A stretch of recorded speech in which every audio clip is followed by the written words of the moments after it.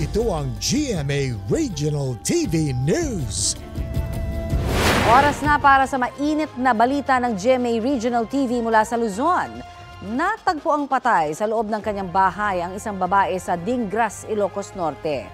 Chris, anong nangyari sa kanya?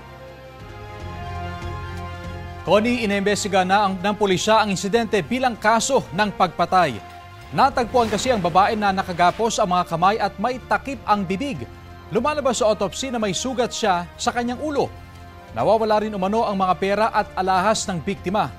Ayon sa biyanan ng biktima, hiwalay na ang biktima at ang kanyang anak. May mga anak sila pero mag-isang nakatira sa nasabing bahay ang babae. Nang puntahan nila ang bahay ng biktima, doon na tumambad ang bangkay na walang suot na pang-itaas. Sa ngayon, inaalam pa ang motibo sa krimen at kung ginahasa ang biktima. Nagsasagawa rin ng CCTV backtracking ang mga otoridad para matugis ang mga nasa likod ng krimen.